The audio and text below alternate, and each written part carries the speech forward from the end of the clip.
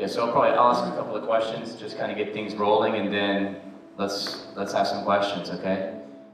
So, one of the first questions that I have is, we've talked a lot about forming communities that look like Jesus. Yeah. Maybe if you could walk us through, say, there are guys out here who have a hunger for that.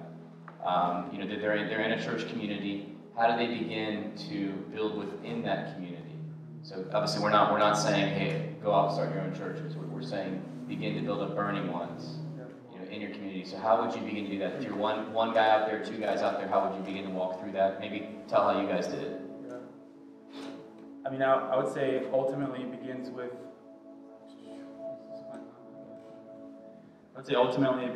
Gathering with hungry hearts, the people that you can come in agreement with for more.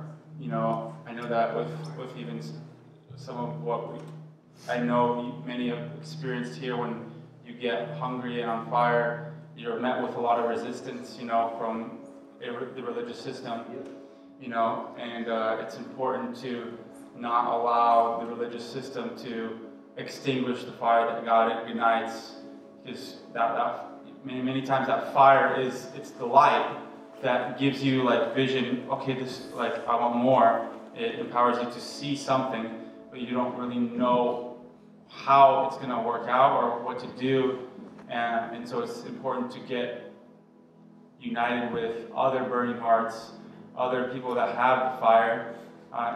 Even if it's really small and slight, you could always sense hunger in someone's heart. The hunger draws people together. So for our community, it's been we started with some of us were from different churches and congregations in our city, and we just began to gather in homes just for worship and prayer, evangelism, different things, and. I don't know how popular it is to say this, but visit other churches. I know you encourage people to visit other communities that just so that others in the city, right? Aren't you? Yeah, you're more well-rounded. You're not in your own little clique. You know what I'm saying? You're not in your own just church system, and you're just used to that. And that's the only thing you see. We need to see the expression of the body in our region, other expressions in how. They value the presence of God and how they worship, because we can learn from one another. So when we put ourselves in we're the ones that are doing it right, correctly, and all these guys, go off, you miss out on receiving from one another. So yeah, so I definitely encourage,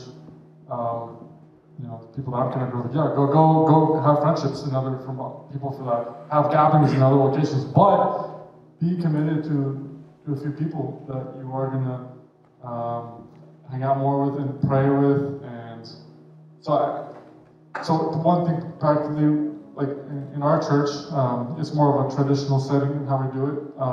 But with the youth, we've started gathering and just from house to house. And I specifically was like, okay, Sam, we're going to gather at your house. And then I was like, yo, Vlad, we're going to gather at your house. Then Moses, we're gathering at your house. So I was doing that intentionally to kind of bring some kind of friendships, and also to let people know where people live. To kind of so if you're a leader, kind of do that. Yo, let's actually meet at your place sometime.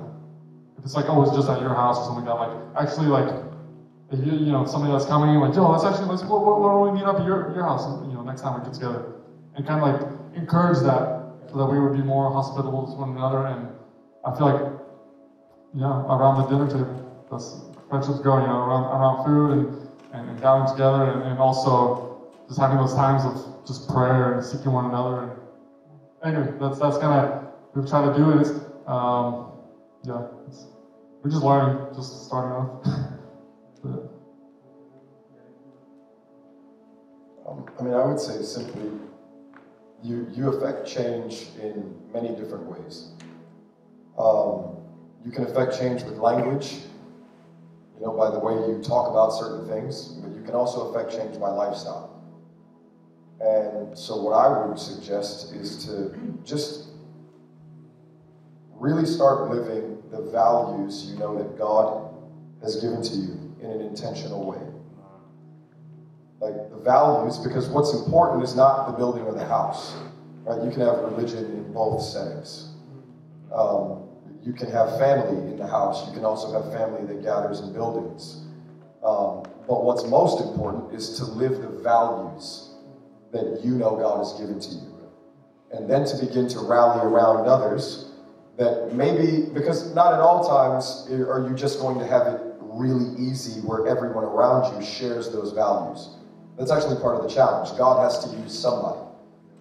So he may impart language to you of a value system, and he may begin to build it into your lifestyle to where you're living the things that your language actually talks about, to where your life lines up with the things that you say are most important to you, or what it is that you say you value. And now God has a reproducible element.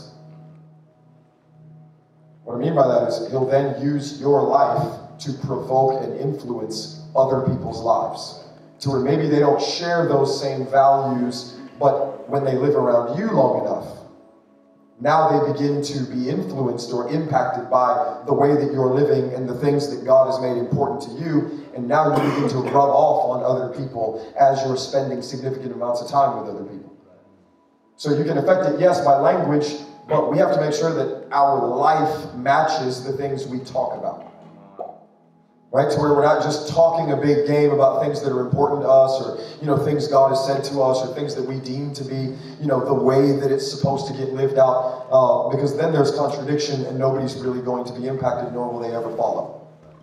But when you're living the same thing that your language displays constantly, when your life and your language match, you now become reproducible.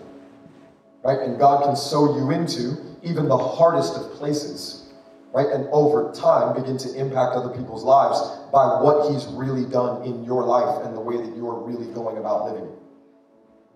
So just pray about people to start getting together with.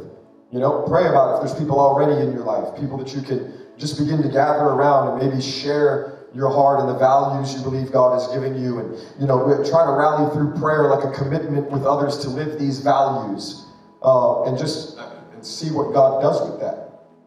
Because I believe that that's where we started. I don't believe God asked us to build a church. He asked us to be something, and then to call individuals and families to a commitment of giving attention for cultivation of a certain value system in real life. Like, will you first and foremost live these values?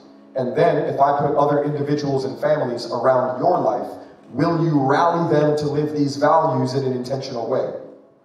That's what I believe we've been asked by God to do. And he gave us a prescription for what life should look like. And that's what we've been doing. Now, it looks like church, because it always will. But whether you're already a part of a church or what have you, that's what I would say. Just get the values and start living them in an intentional way. And sometimes values are birthed from his presence, being together, running together, allowing the freedom of the Spirit even to cultivate things inside of the meeting, and then obviously things in the secret place. And both are just as valuable, because you want to create an atmosphere where people are coming in and they're coming underneath like the, so to speak, structure that you operate in, whether it's like having a new song. There's different things that become valuable to you as you partake in them. So like the same way that even Passover in the Jewish traditions, it's valued because it was passed down. It was something that was a tradition, and it was valuable to them to pass it down according to God's law, but then according to their hearts, they love to do it. That's the same thing with practicing. In our times together, there's things that become valuable to us because the experience we have together, it marks us in a significant way. For instance, in our community, we practice the new song. So like during worship, if there's a song that is within someone's heart, they're welcome and have the freedom to sing it. And there have been many moments where that song has stuck and marked our community, and it's our song. And every time we sing it, we remember one another and birthing that song together. it becomes like a thing that holds us together. You know, so I could sing a song. Really? Okay. So this one's by Vadim Semenuk. Yeah, I'm not gonna sing it as good, but you'll get the drift, and it's gonna be funny. You'll laugh. Can I wash your feet? You don't have to wash mine, but you can if you want to. Let me wash your feet. It's a foot washing song. But time together in His presence birthed something creative, and now it's something that brings us joy because it was in the family that we made that song. You know, and there's different, and so we value singing the new song, which is biblical. But it unites us as a family. And so there's many songs that we made up, and we make room for that. And it's challenging to make room for that because sometimes people don't sing, and and you learn to balance like worship leading and then bringing, facilitating. All right, sing your new song, and if you have like something burning, you know, release it. And then there's different moments where there's like a special moment where it's like really connecting us and knitting our hearts, you know. So different things like those you have to learn, you know. But anyways, Israel bust out with the rap. Yeah. So so you're creating a family, you're creating culture between one another, so that others, when they come in, they can be influenced, you know, and see, wow, this is possible. Like, this isn't taught by men, this is taught by God as we're with God together. So, and one last thing I'll say also, so there's different spheres of life in where cultures are created. So obviously there's a church culture, so where you go to church, as in building, you know, I'll say it that way. You go to this place, you know, building, and you have a bunch of people, you interact, you know, once, 2, 3 times a week. So that creates, you know, connections, and so this is kind of what we've been talking about. But there's also areas where, in your workplace, like if you create a culture of the kingdom in your workplace, you can have a church functioning body in the workplace. That's possible. And you can have it in your school. You go to school, you can create, you know, by the Spirit of God, like those kind of friendships, connections where Christ's body is being formed in the midst of, you know, high school. That's what my brother had, right? You want to share that real quick? Just a few seconds. Like, how did that happen where you had it in your school? You had a church. Yeah, I mean, kids got saved. I invited them over to my house. So I would invite them over to prayer. I would start preaching the gospel and then invite kids to my house. They'd start getting saved. I would get to lead them and disciple them, hang out with them, go over to their houses. They came over to my house. We started doing things at the high school. We started preaching the gospel together. And it was a perfect setup because we're seeing each other every day. So we can actually be a body together, actually do life together, pray for one another, encourage one another, you know, and it's really finding lives that you're intersecting with on a daily basis so that you can influence them into the kingdom principles and show them what walking with Jesus looks like. That they can look at your life and see Jesus in the way you respond. And that's ultimately what discipleship is and should be, is someone watching your life and saying, okay, how does he respond in this situation? How is he talking to this person that's angry at him, you know? Is he responding with joy or is he retaliating, you know? Like, we're discipling people whether we like it or not. And so that's why with the people we're rubbing up against, like, they're receiving from our lives, you know? But yeah, for a whole 3 years, you know, pretty much 3 years I was there at the high school, and then a year and a half I was, like, leading a whole community there. 20, 30 kids that would come over 2 times a week to my house, and then we were at the same school, so we see each other and we just run together the best we knew how. I didn't have anyone telling me how to do it. I didn't know how to do it. All I knew was to gather, share a little word, pray, eat snacks, tea after prayer,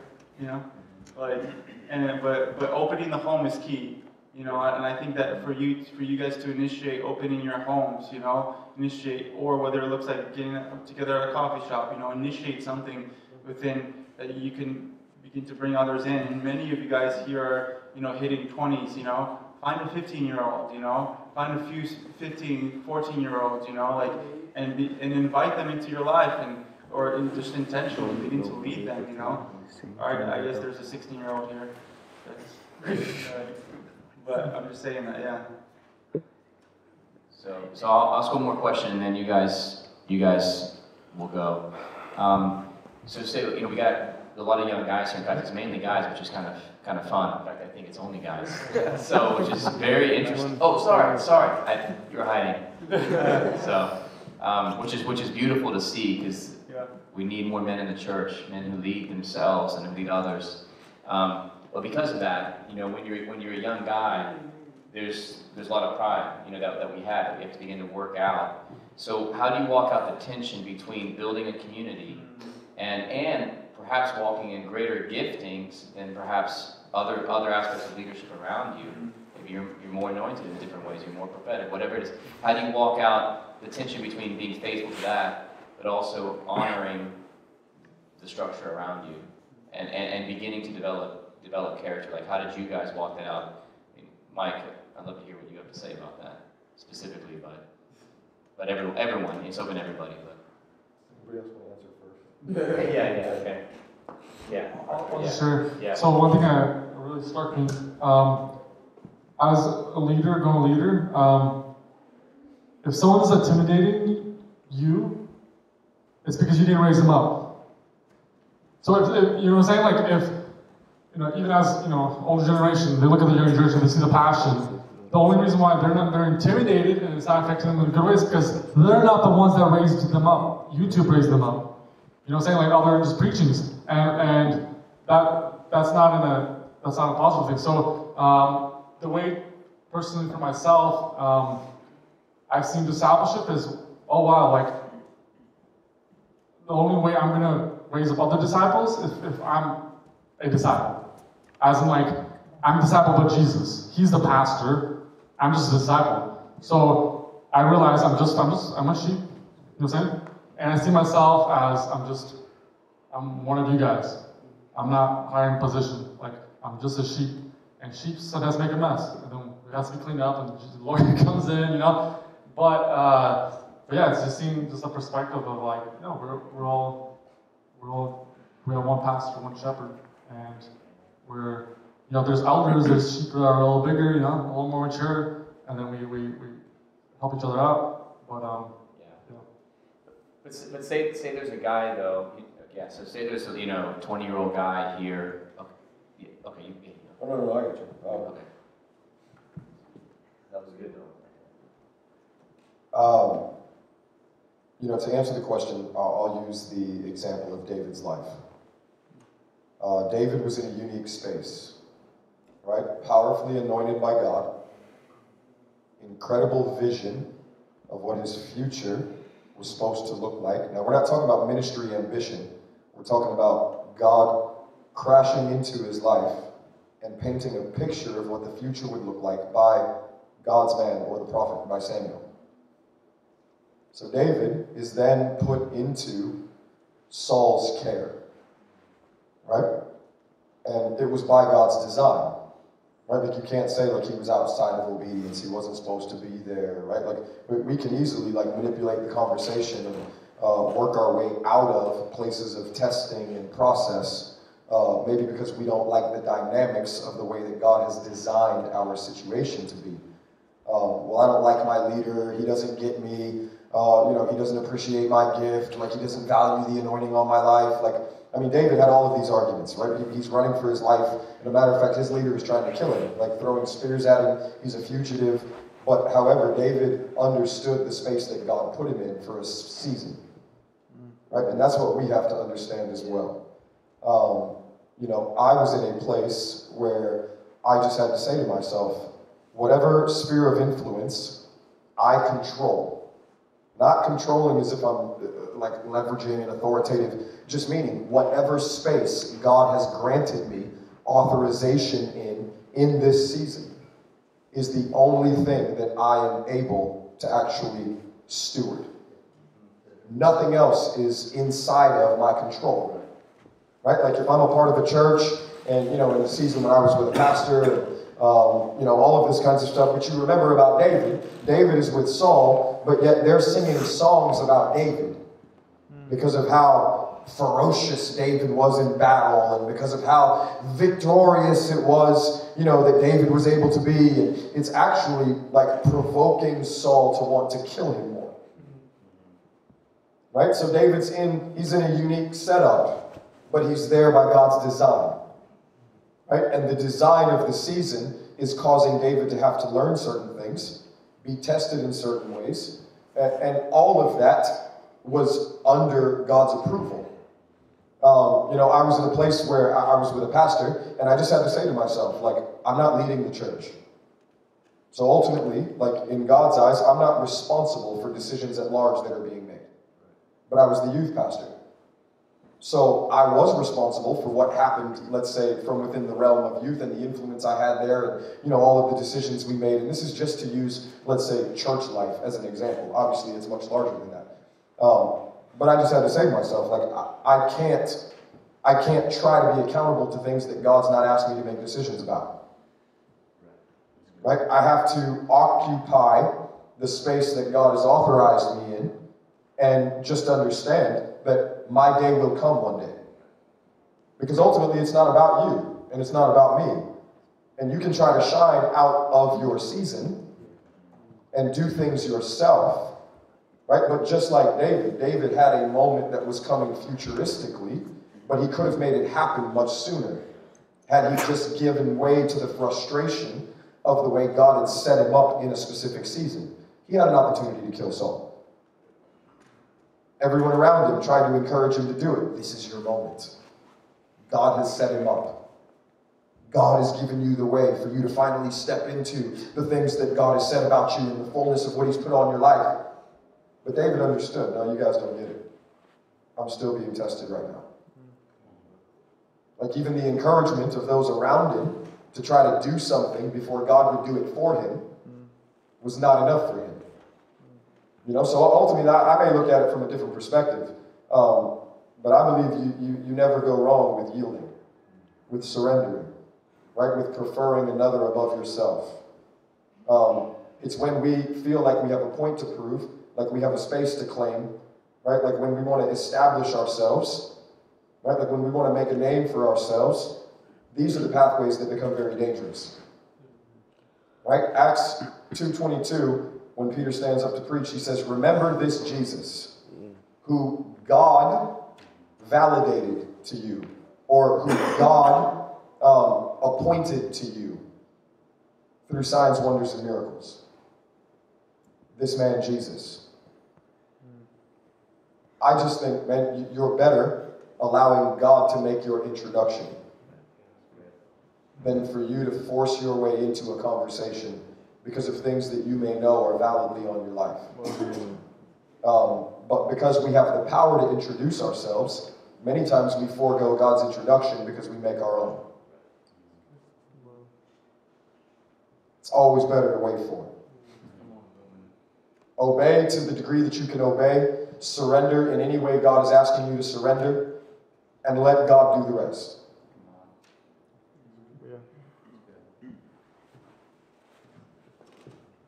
Some questions, yeah. Yeah, I have a question. So, I really love the community that you guys are building. In fact, it impacted me a lot.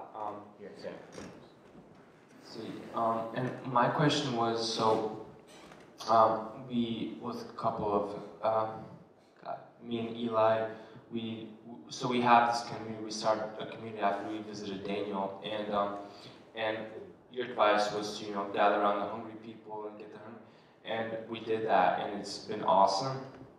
But at the same time, I've had a home group leader in our church, and I have more younger guys that are kind of like, sure, Jesus is there, that's awesome. We go to conferences, Jesus touches us, but it's never like this. I want to live for him. And my question is, how do you facilitate that hunger for those younger generation and for those kids that are just kind of getting into life, messing around, trying things out? How are you able to create an atmosphere for them to be like, dang, I really want that, you know? And especially in those, in the meetings, because living your life really brings you hunger, but in the atmosphere of just meeting up, and that's the only time you see them, how are you able to kind of, I guess, impart hunger on them and be like, hey, have this happen, especially when, I'm still going after miracles and wonders, but it's not happening now. And I know that's a lot what the first church did attract people with signs and miracles, but how do we kind of give them that, like, whoa, I want this? That's your thing. Me? Yeah, that's you. I was listening for you. No. What I would say is beginning to host something on your own in a way. So beginning to just host a genuine, quiet time, and then there's a fire that begins to come into you, and then you invite them into that, and then you begin to ask the Lord, like, Lord, what is the key for them? But I think there's any number of things that I'll do to stoke fire. Testimonies are a big deal. Bringing them into worship, and sometimes you have to coach them. We can be in a moment in time in worship, but our thoughts are also sort of helping them concentrate on that, laying hands on them, and beginning to ask the Spirit to move. And so that's something that's powerful, and like we cannot neglect the laying on of hands, and that there's something that's imparted to them as we begin to do that. Lord, impart hunger to them, having them beginning to like lead them in prayer, where you're like, are you actually hungry? Do you want this? Yes. Okay, and just leading them like, Lord, whatever it takes, I want you to tear it down in my life so that I experience you more. Are you willing to pray that prayer? Are you willing to mean it? And so just beginning to do things like that, and I think you'll be, and then you got Eli, you yourself have begun to build a culture of guys who are already on that, and they come into that atmosphere, and they are going to catch it, but also too, they're going to be some that don't. And just, you have to be up for that in some ways. You have to be up for the fact that some people, for one reason or another, are not hungry. They may say they are, but they're not. And again, it doesn't mean, even if we keep inviting people into our atmosphere and no one's catching on fire, then we need to process that with the Lord. But I would say, and just being faithful too. So a lot of times we want to see something immediate. We've been doing this for 3 weeks and we're not seeing anything. Are you willing to do it for 3 years? But are you willing to stay with it? And another thing is, just being faithful, I would say. Because I was just going to say, telling testimonies, having them taste and see that He's good. Going out evangelizing, praying for people. But the goal is they're going to learn to live in the place of Spirit if they're hungry. Well, I remember you doing an example saying, if you set out a table of sweets, you don't need much for people to be there. Like back there, everybody, when they found out there's coffee and sweets, they're just going to be, whenever they want, they're going to come. Yeah. So if you embody the sweetness in the presence of God, people are going to come. The one, just be the food, provide the food. The hungry will be filled. They will come. Yeah, they'll find you. And I think that if you host, the presence well, and just be faithful to have real bread.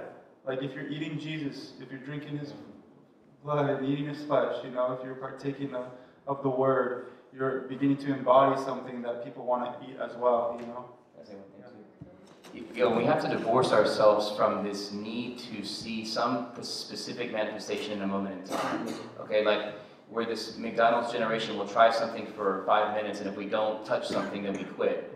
Or we come into a moment in time, we want to experience A, God wants to do experience B. Or He wants to see, are we willing to seek Him past the experience? And so just taking all that pressure off to need something to need to see something, to need to experience something. And it can seem a little bit counterintuitive because we do know He longs to be experienced, and part of knowing something is experiencing it. But lifting all the pressure off of us, because at the end of the day, then it's performance. And so just having faith that as we gaze on Him together, we will behold Him. And then as you guys just concentrate on that, sometimes getting lost in that, and then you were praying for this other guy, not even worrying about him, putting him out of your mind, and all of a sudden you look up and he's crying, you know. It's because you decided that it's not going to be me that actually does it, it's the Lord. And so I think just kind of filtering out, there's a tension. We want to host something. There's a role that we play as our hearts burn, that others burn. So there's a role, but we can easily overemphasize our role, easily overemphasize the need to experience something. And so I think that's key. And again, just trusting the hungry will be filled. Let's lay out the beautiful thing, and they're going to touch him eventually. So, you guys. I would say that I was actually the guy on the other side. That when I first got introduced to community, I actually didn't want to go because we talked about a certain person, and then I found out that community, the person's in charge. But seeing his life, when I went to community, the way that gentleman would carry himself, I would say, wow, like that's a role model. So what I'm saying is, I was closed up in the beginning, but once I saw them do what they did, just went for Jesus, it actually said, no, this is wrong. I want more of this.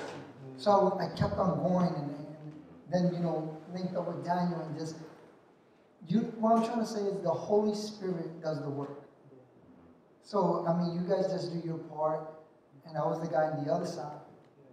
Probably you would have thought I wasn't going to be impacted, but every time I would drive home, I would say, wow, like, man, I want to be like that guy and his wife and kids, like, he's laying a good format for me. And then I get to meet other people like Steve and other people like John and Mike, and and when I see them, the way they carry out their lives, or even Daniel, like, in the beginning I'll get intimidated around some of these guys, because I'm like, man, so crazy for Jesus, what is wrong with me?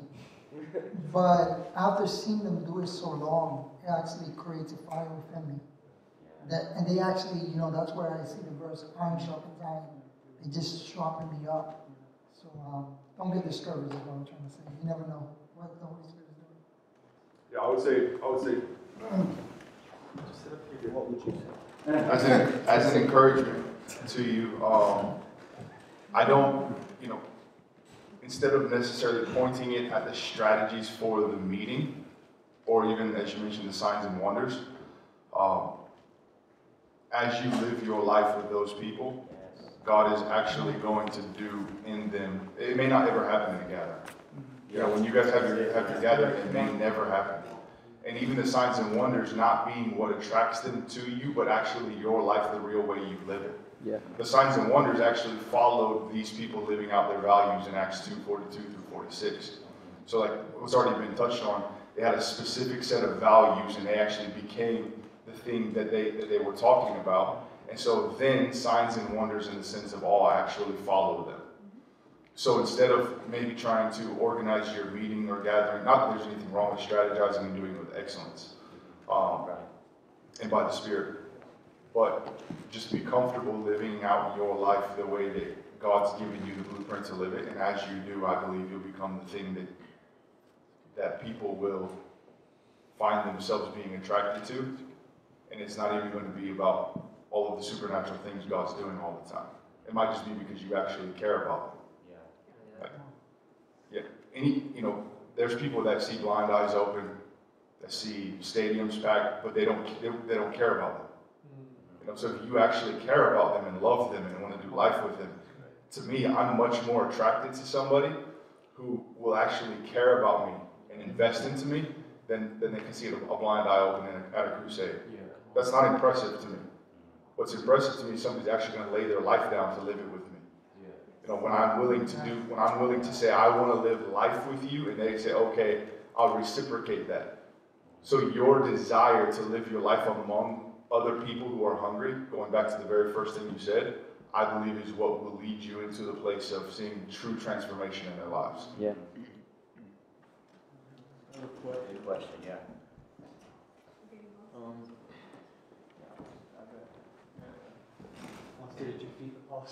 No, this is actually, I'm going to do this for a second.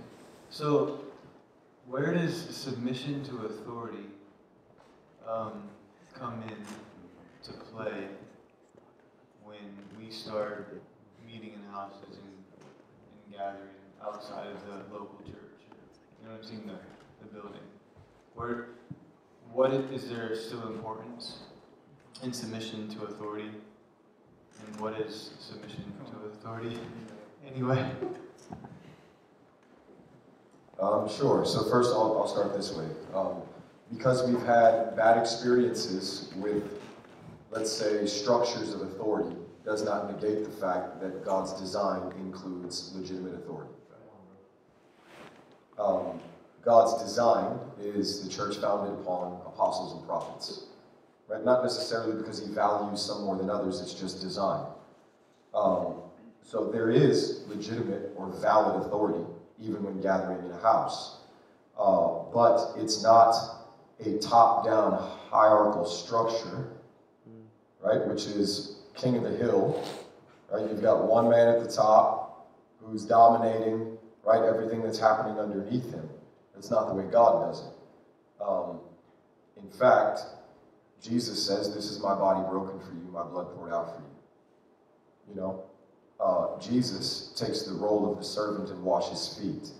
He said, "Who's the greatest among you?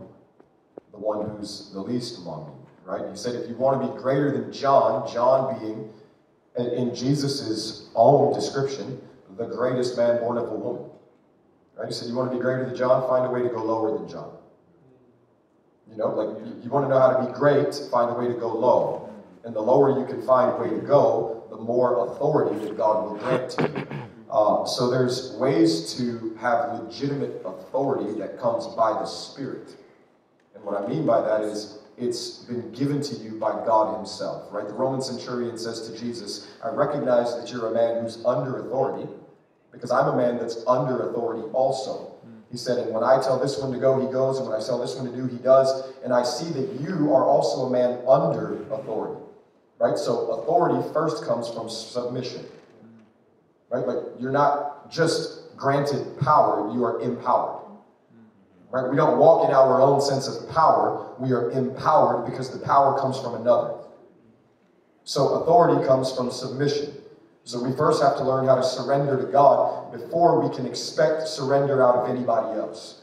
And we don't expect others to surrender because we're authoritative in nature, but we go low, which is the Ephesians 4 model. Because we're constantly trying to find a way to go low so that God can lift others, which is the way that God serves us. He lays his life down so that others can be lifted up in life.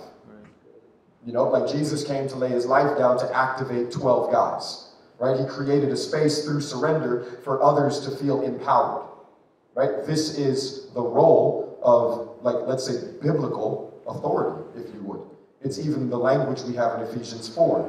The saints are lifted high because the gifts go low, which would be those that we a lot of times would deem to have the most authority, if you would, from a scriptural perspective, right? Apostles and prophets and evangelists and pastors and teachers. It says they go low to really impact and activate the saints so that the saints in real time, in real life, can begin to flourish and go high for the work of the ministry. Right? It doesn't say that these 5 qualities or 5 gifts are now to be so impressive that they can lord it over a crowd and that they can now be served and others just fall subservient to those who occupy these bodies or gifts or callings. No, that's actually not the way that it goes, which is why I say it's not this king of the hill top-down structure. Right? If anything, it's reversed. You have one man at the bottom who's lifting an entire multitude of people, if you want to turn the triangle upside down. That would be the perspective according to kingdom, value. So from within a house framework, the same way that I lead my house as a father, I would die for my wife and kids, right? Which is what actually grants me authorization to lead them a certain way, because I would die for them. There's a difference between leaders and fathers. God authorizes fathers. He's not interested in just generating followings. He authorizes fathers, those that are willing to lay their lives down, which is actually contrasted with those who are hirelings, right? Those who are just in it for a certain compensation or benefit or a certain monetary, like it's contrasted that way. When Jesus said, but I would lay my life down as the good shepherd. So from within the framework of a house, we should seek to lead in love. Right? Leading in love through submission to God, which is actually what grants us authorization. You know, you don't get authorization through a title. It comes by the Spirit. Right. Where does commissioning have its role in this type of house, church, home group, hungry people gathering type of movement? Where does commissioning have its role? And who are you submitted to? Like, just the whole panel, like as an example of like practically what submission looks like. Okay, so I have a question. As far as commissioning goes, what type of commissioning are we talking about? Like the commissioning to.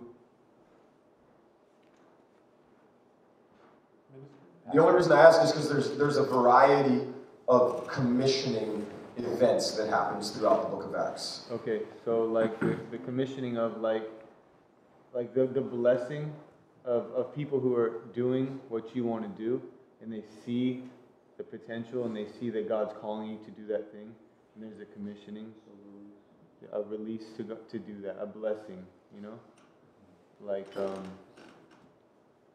with what you guys are doing in Orlando, like with the house churches, right?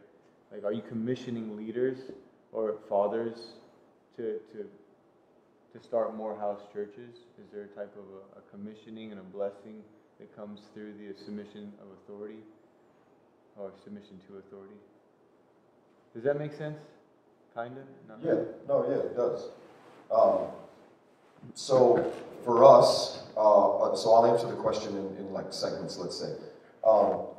Because in a commissioning aspect, according to calling, let's say, you know, Paul said it this way, I'm an apostle called by God. What was given to me was not given to me by a man, but revelation granted by the Spirit, like I had my own encounter with Jesus. Now, he was brought before, let's say, the 12 that were in Jerusalem, but it wasn't so that they could authorize him in a sense. Right? It was so that they could work alongside, but he wasn't looking for authorization from them. He had his own encounter with Jesus, where Jesus called him. Okay. You know what I'm saying? Yeah. Like, a lot of times we get opinions from a select crowd, but we've not necessarily had our own encounter to grant us personal authorization. And now we try to fit into a space that others have said we should occupy, right? When we've never actually gotten it with a sense of ownership and confidence from God himself. Yeah. So that's important too. I'm not going to pastor because my grandma always thought I would make a great pastor. Right. You know what I mean? And that's a little silly of an example, but we easily fall into this type of approach to wanting our life to fit into a certain space because maybe I feel I can do something someone else is doing, or someone's opinion, you know, has put me in a position to where I'm now looking at a certain thing or wanting to do a certain thing. Paul said, first and foremost, like, I'm called by God, I got it from him, without anybody else's agreement. Now, we have to be careful here, right? Because obviously Paul's was valid. We very easily can just instantly become unaccountable. You know, and like, well, I'm going to do my own thing, like this is what God said to me, like, you know, you don't appreciate, that's not what I'm talking about. I'm not talking about being wild and rebellious and crazy. So there's that, but then there was also Paul's encouragement to, let's say, Timothy and Titus and these other guys, like, I've actually set you in place to establish elders and leaders amongst the community in your cities. You know, so there was this, and this is something that we've sought to do even in Orlando. You know, there was a time period, a year and a half, by which my wife and I were just giving our lives in an intentional way to a small group of people that the Spirit had highlighted to us. But the way we started the conversation was not, hey, come and be a part of our leadership team. Right? Because I'm very careful not to distribute titles or to, like, let's say, apply language that the Spirit is not bearing witness with in your life. So we're going to be together, believing that God has highlighted a certain group of folks, and over time, we want to say amen to what the Spirit is doing in your life. You know, we're not just going to grant language that's now going to create influence when your life doesn't actually bear witness to the title that we've now given you. Right? This isn't a game of politics. Right? We're talking about real spiritual realities for the sake of the purpose of advancing the kingdom. Like, it's a bigger deal than, man, I just want somebody to call me pastor.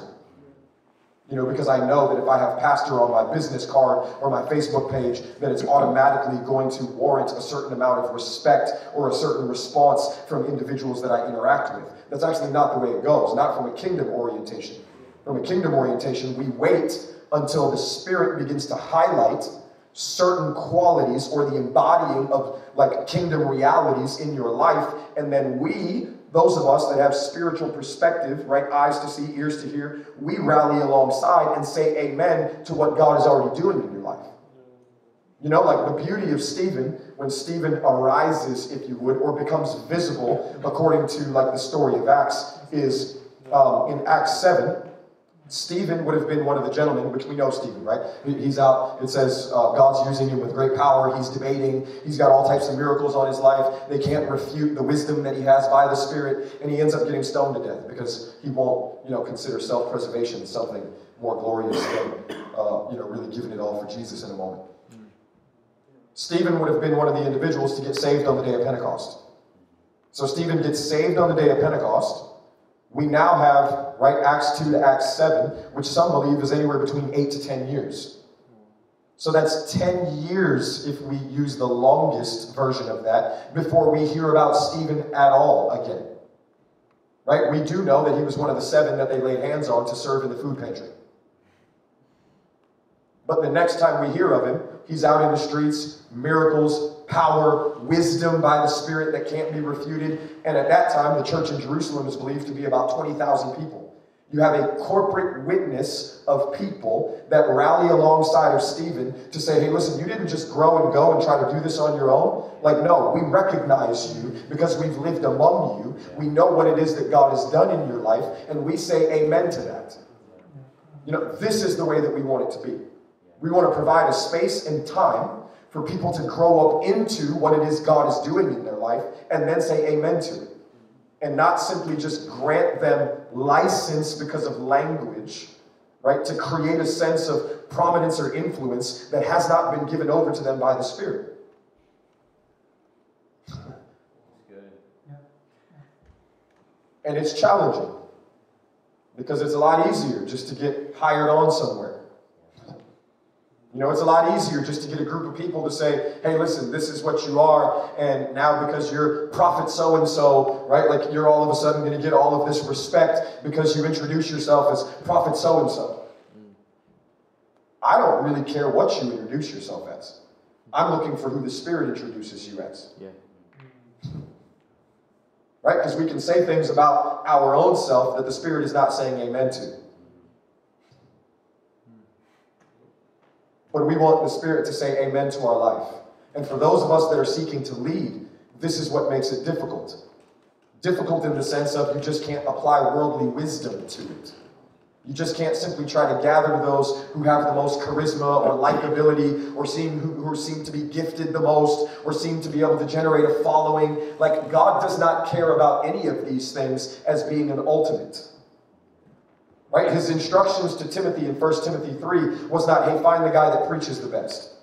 Hey, find the guy that can pray the paint off the walls. Hey, find the guy that has the highest percentage in laying hands on the sick. Find the guy that has the greatest likability factor and who can generate the biggest following. No. Paul actually has an entirely different perspective on what is required now for someone to embody the reality of a lifestyle that is to be poured over in influence on a flock. And he begins to give a list of description or ingredients of things that you just can't fake it till you make it. Outside of testing and being forged in real life over time.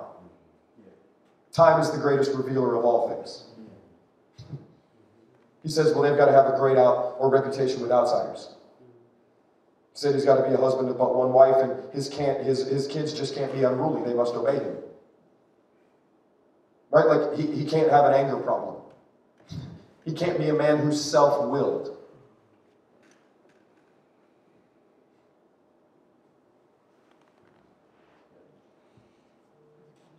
This is kind of on the opposite side of the spectrum, but what if you like feel that God has like clearly given you this vision to go out and do whatever, but you feel like your leaders are kind of doing something off of their own agenda?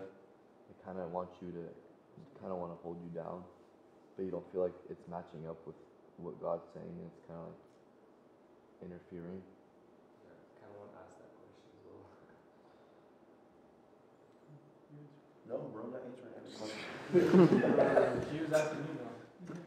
You're asking me? Yeah.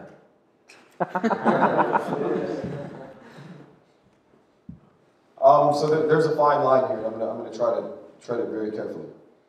When you say your leaders, who said they're your leaders?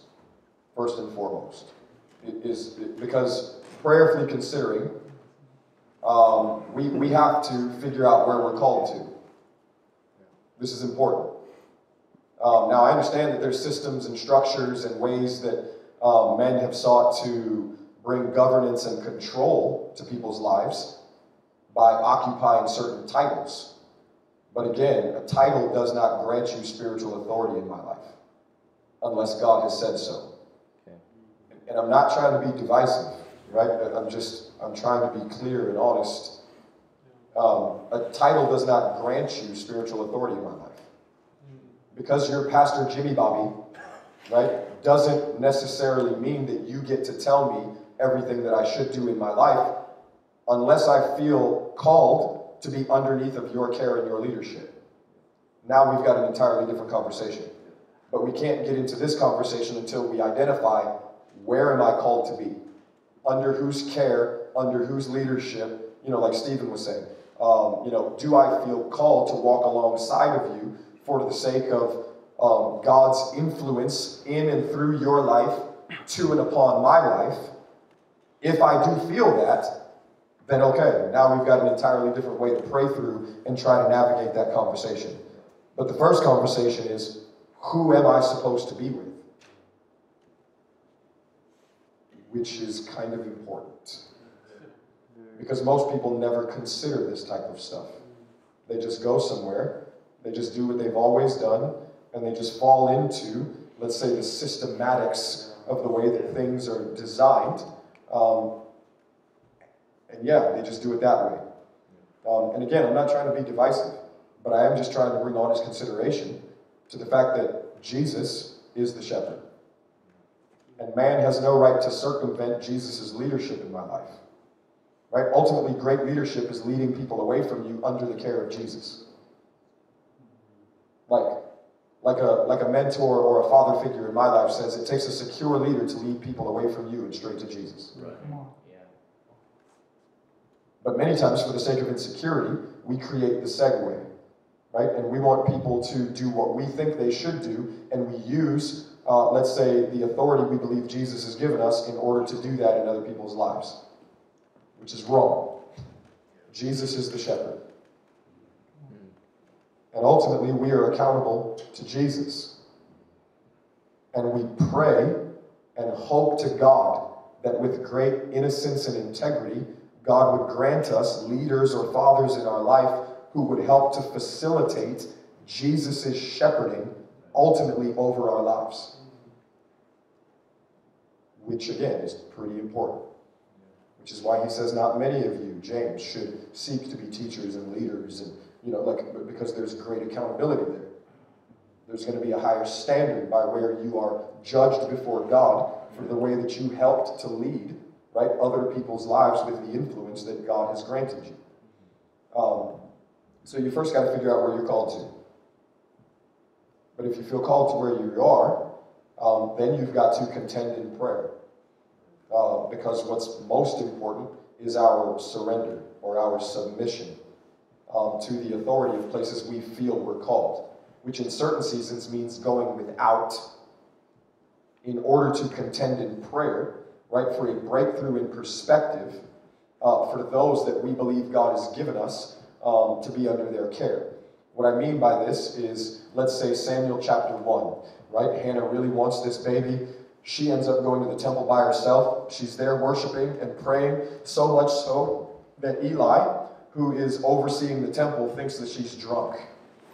And he says, man, get out of here. Like, put away the drink and get out of here. Like, I mean, stop the nonsense. Like, you know, get out of here. You're drunk. Like, you're making a scene. And she says, no, I'm actually not drunk. I'm here and I'm broken in spirit. And I'm really just pleading with God for something that I believe he wants to do in my life. Well, instantaneously, Eli's perspective shifts. And now he recognizes, oh wow, like God is really with you. Okay, may it be unto you everything that you believe God has spoken to you. Wow. And now she gets the word of the Lord from the dude who's overseeing the temple, and it says she goes away, and God remembers her and actually grants her the child, and she gets pregnant. Well, let's back it up just a little bit. She did not get fulfillment of the promise by, in the moment that Eli tried to reject her and criticize her, by bucking up against Eli and being like, no, you don't understand. Like, God's really with me. Like, you don't know what I've been through. You don't know what God's called me to. It would have created an entirely different outcome. It was her surrender in a moment to leadership that did not perceive her correctly. That ultimately allowed God the way for him to do what he wanted to do his way.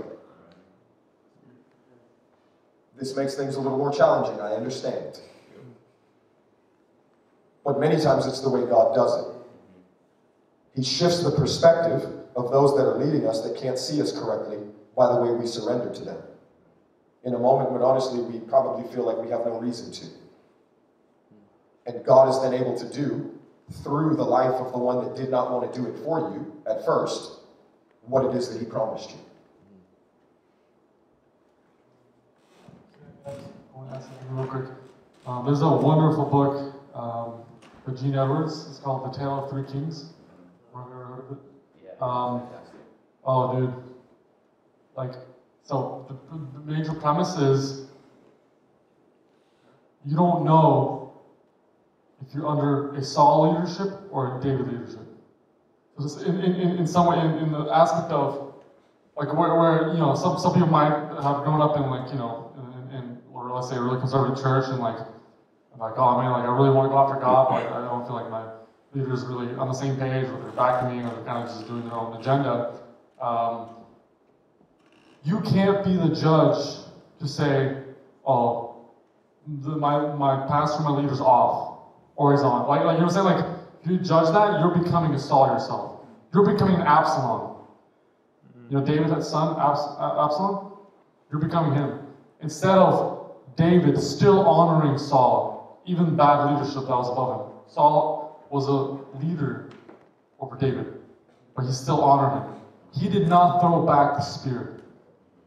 Think about that. Like, Saul threw the spear at him. He could have picked it up, threw it back. No. He was correct. He in a way, he went into hiding to the Lord. He went to the hardest place of his life. So we you know, that was, you know, the major premise of the book. And I encourage you, if you're going through like a hard place or trying to figure that out, like, submit yourself to the Lord, and it can be a place of encountering Him and walking things out in the place of honor. Yep. I've got a question I want to ask you guys. So, what is the importance of having a father, a spiritual father in your life? You know, we go to churches often, and the pastor, you know, larger churches, the pastor's distance, whatever. What's the importance of having that? How would you find that?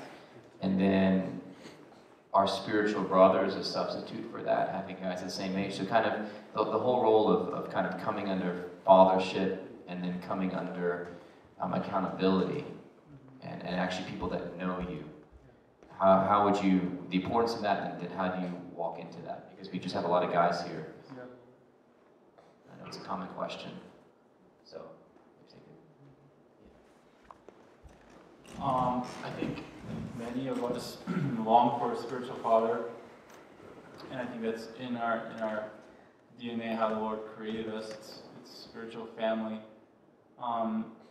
In my journey, I believe it goes back to submission and to whatever capacity the Lord's giving you, a framework of being a son, to learning sonship, who you are, obviously first being fathered by God, asking Him to father you, but then He leads us into the lives that we're called to be fathered by and be poured into by.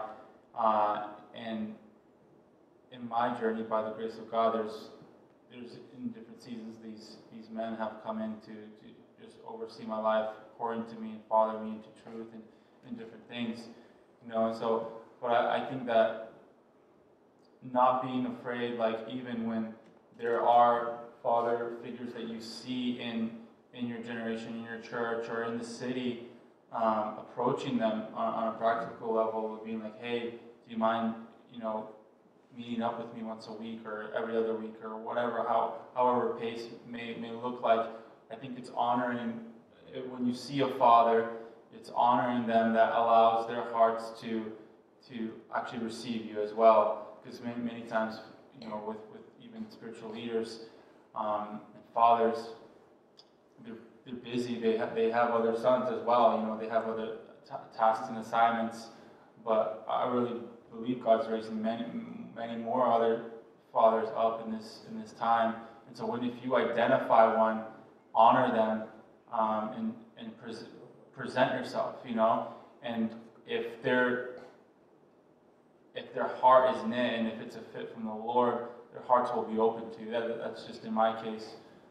There's been favor to be received, And if there isn't, don't get mad or angry. Just continue to pray about it. Continue to ask the Lord and just wait for that. Anybody else want to answer? Yeah, sure. Yeah. The Lord He's a good shepherd, and He will direct people. If your heart is actually in the place of just being open, like, hey, Lord, I want to grow more. Desire, the Lord, because you're in that place of wanting and desiring, there might be a season where you don't have it, but you will notice those people around you, even around the city, maybe might be in the same church congregation, might not be, but you will notice people, whoa, this person is spiritually ahead, and there's that openness that they have too. So, that's how it happened to me. It wasn't, the Lord just made connections happen. And, again, it's the same way as you. It was different seasons where, for 3-4 years, when there was somebody that was really, I was connected with and I was completely vulnerable with. I didn't have no fear of sharing the vulnerabilities of my heart. And that was so healthy. Because let's say I was struggling with something in my marriage, I knew that could come, this man that's been, 30, 40 years ahead of me, that loves the Lord and has anointed him. And we don't even have the view, exact same views on everything. That doesn't mean, exactly. You know what I'm saying? It doesn't have to be exact, that isn't what matters. Matters the Lord's leadership through that person, just to be able to cultivate certain aspects of your maturity. So, yeah, same. Yeah, well, one more question, and then I think we're going to have a time of prayer for you guys where we want to pray for you guys. I want to say one thing, is that I believe it's important to have either, whether you call it a spiritual father, spiritual older brother, but for you guys to seek that out in this season. And it's been very valuable for me. And so I think it's best if you have somebody from your community who knows you, who knows the people that inhabit your world. A lot of times, occasionally guys be like, Matt, can you be my mentor, my spiritual father? And I'd love to be brothers to everybody. But the simple fact is that, first of all, time's limited. But secondly, is that you can tell me any story about what the conflict that's going on in your world, and I don't know any of the people involved. I just have to take your word for it. And there's always two sides to every story, and you're not going to get sharpened how you really need to get sharpened. And so choosing someone in your community is great. And like they're saying, you don't have to agree theologically on everything. So one of my mentors for a season of my life was a 70-year-old Presbyterian evangelist, and different guy, but what you're looking for are guys who know Jesus, who actually know Jesus, who love Jesus. And there's a fruit of that in their life. You know it when you see it. And who's walked in faithfulness for many years. And there's fruit, you see fruit in his life that you would want in your life. And I would encourage you to, 10, 15 years older and up, 10 years older and up, and to find guys like that. And approach them. A lot of times we're waiting, we're like, don't they just see potential in me? And they're busy guys. They may, but they're not going to ask you probably. But for you to go up to them and just say, hey, well, in fact, I would encourage you, we could do an activation where we wait now and ask the Lord, but you guys are men and you can lead yourself in your own time. To ask the Lord, who in my community do you want me to begin to meet up with? And honestly, the first time I met up with this guy, I wrote a list of things that I wanted, the questions that I wanted him to ask me. And I was like, I want you to ask me these every time. What's the Lord doing in your life? What lies of the enemy is attacking you with? These things. I want you to ask me these things. And so, because it was new for him, a lot of the older generation, they themselves were not fathered by people. And so, we as sons have to, I don't want to go into a place of, well, we need to teach our mentors stuff. No, you need to go and submit to them and be humble and be correctable. But you may have to do that and say, I want you to ask me these questions. And just asking them. So again, asking the Lord tonight, Lord, who in my community do you want me to begin to meet up with? Beginning to text them, call them, wait to see them at church and say, hey, can we meet up for coffee? Meet up with them. And then ask them if you can meet up once a month. It's not much, or ask them what they can do, okay? It needs to be, I would say, a minimum of once a month. Otherwise, it's not real. But if they can do more, they do more. Maybe they'll do into their schedule. But I encourage you to go for that, okay? It's significant over time because there's a process of that God makes men into good men and good men into great men. It's a masculine journey that we're on. And we don't take the steps we need in the right seasons often because we can't see things clearly. But you have a guy who knows the Lord, who's farther along in the journey, and you remain correctable. That's how you begin to walk in wisdom as we remain humble. So I want to encourage you guys to seek that out. It's something really worth pursuing, to be known by an older man who knows the Lord. It's an incredible gift to rest on his shoulder, to rest on his mistakes. So, and there will come a time when you wish you had that, but you only get that if you pursue it in seasons where you don't think you need it. Okay, yeah, so last questions then, well, 2 questions, and then we're going to, let's ask both of the questions and then we'll answer them. Yes, sir. Sam and then Joe. Yeah, and just maybe a quick reply. How do you guys structure your community? And I guess you guys could just go to what you do. And if you guys try to do that at a minimal, I know something that I've been facilitating in my group, and I kind of want to hear your opinion on it, is we just gather like, hey, we just gather together and let's just see what the Holy Spirit wants to do. Either pray, guitar, worship, or just speak. And is it good to have some sort of structure? Because I came from a really religious church, and I've kind of like structure's terrible. With that, and so yeah, could you guys just say like what you guys do in your community and just like how the meeting looks? Yeah, how the meeting looks. Yeah. How I mean it. Can I say something real quick about that? Oh, yeah. Yeah, I think culture is important. Like to have a culture, like they were saying. Like when they come into the place, they feel the culture, right? So structure is a wineskin. It's just a wineskin. And sometimes your wineskins get stretched, right? And you're getting remolded from a traditional viewpoint of like, oh, structure sucks. Like I don't want any of it. But people live in a world, and God creates systems and structures, right? But the world is used to structures because God's design is structure, it's order, right? He comes and blows that out of the water sometimes. But like, to have structure in your life is to have discipline in your life. And people want to come into something where they feel like you guys know what you're doing, right? Not everyone's ready to just walk in and say, okay, Holy Spirit, do like, there's roads, right? There's a layout to this. Artur would get up and introduce everyone. There's a structure. And everyone wants the Holy Spirit to come and blast the place, right? But we still have to have a wineskin for him to come. He doesn't need our wineskins.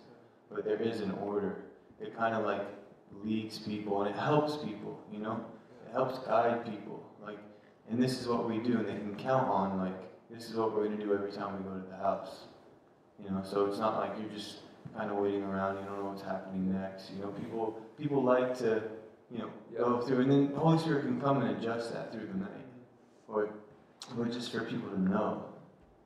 You know, and it's a culture. Like, people love culture. People want to be a part of a culture. And they're not going to give up another culture if there's not another culture to receive. You know, they're not going to give up their old culture if there's no new culture to receive. Right? Yeah, that's it. And I want to say one thing about the signs and the wonders and the miracles.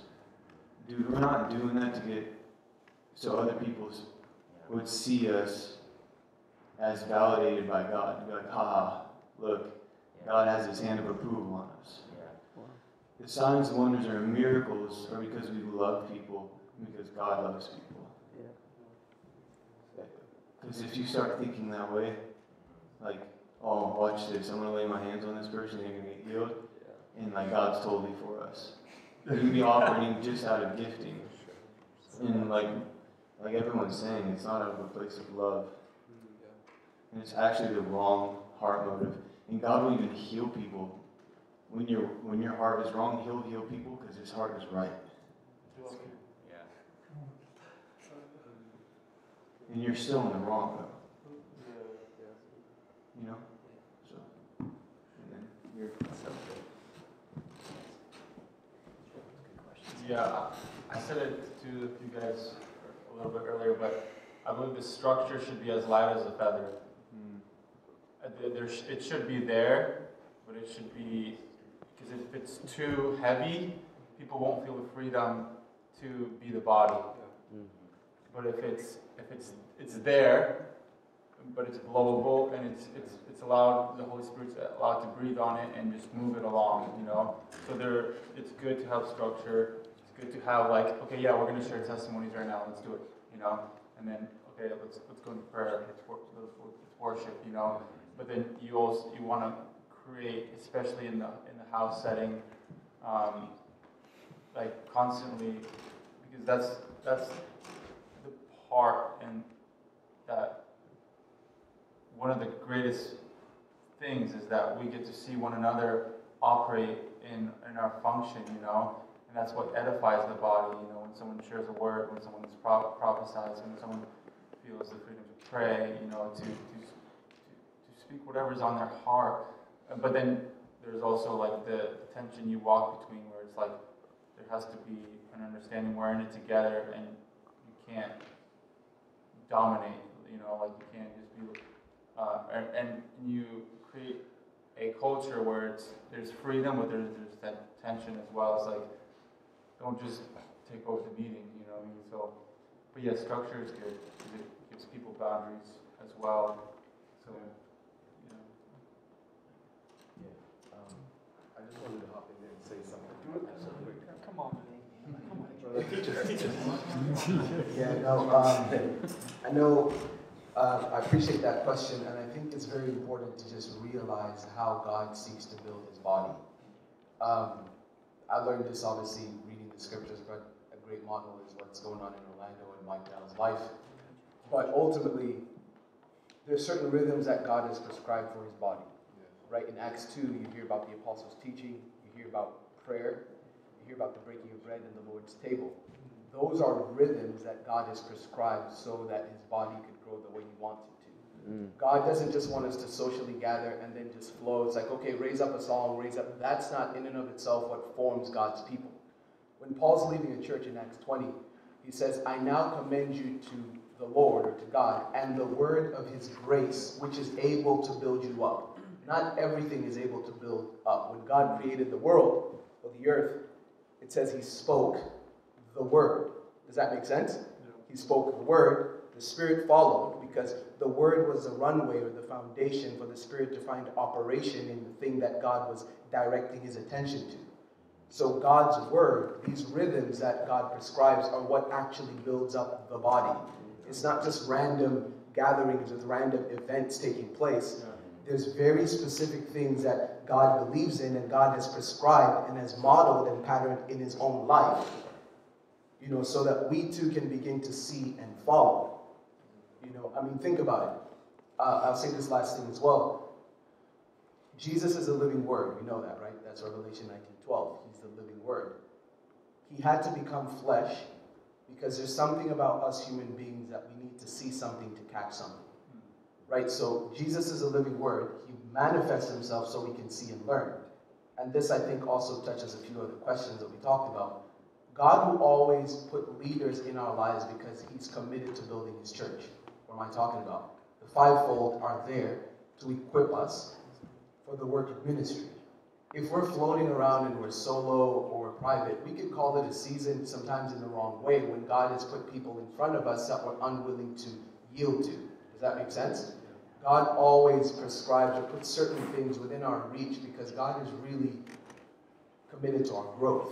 Does that make sense? God is really about that. So it's not like just a random gathering. There's rhythms that God has prescribed. The Lord's table, prayer, the breaking of bread, the apostles' teaching, all those things are vital. And if you don't have part of that skill set, connect yourself with someone who does. That's why the body is there. Does that make sense? If you're not evangelistic, don't just try to wing it. Like, connect yourself with people who flow in that. Join your life to them, because remember what happened when Paul was talking. He was saying, some of you say I'm of Apollos, I'm of Cephas, I'm of Paul. But Paul was like, don't you realize all this is for you? It's for you. Take as much as you want. So it's not just a random thing. God has rhythms that he's prescribed. There's a pattern that he set forth from the beginning that is still in operation today. Right? All of those things should be on the foundation of God's rhythms and his patterns. You know, it's like if you have a meeting and there's no word, there's no, like, none of that. It's just like, bro, we just gathered and we're just sharing ideas. Opinions don't form us into what God wants. God's word forms us into what we need to be. Right? So it's not just like, yeah, I think, yeah, you know, A, B, C. It's these rhythms that he's prescribed. So I just wanted to throw that out there and say, provided that those rhythms are available and they're there, and you have people who you can learn from and be guided by, that God has put in your life, I think you can start from there and just allow God to take you through the process of becoming, even as the guys were saying earlier. So.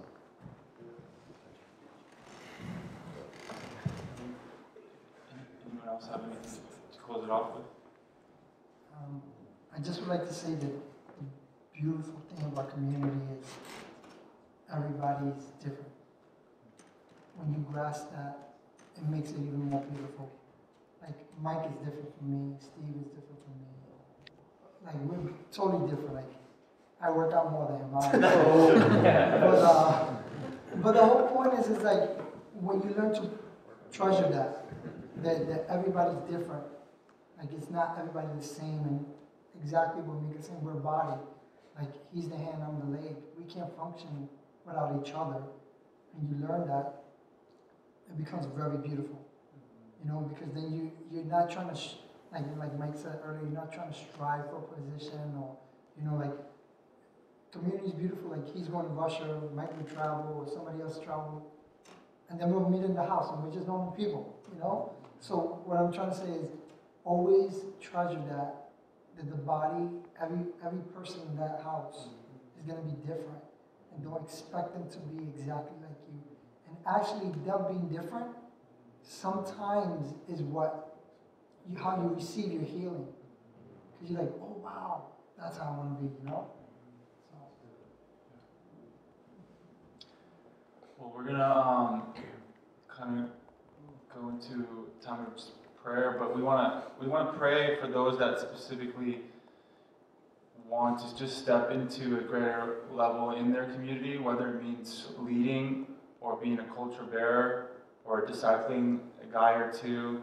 Like, if you want to just be empowered in that, we want to, you know, we as a team, you know, it's us here, we want to just, in this, it's a small setting, intimate moment, just to really release grace, because even, I would say, a lot of the revelation for me, even about house church, came even when I came under Michael, like, as I came under his authority and leadership in life, there was a release of grace and revelation personally that I received from the Lord, not even just from him, but it came from submitting and receiving from his grace that he had broken into, that he received from another spiritual father, you know, so it was trickling down from that source. And so we want to just empower anyone that feels like, yeah, I want to step into something. Like from this moment on, like you're feeling a call up into whether it's leading a gathering, hosting a gathering, leading a few guys, leading a discipleship meeting,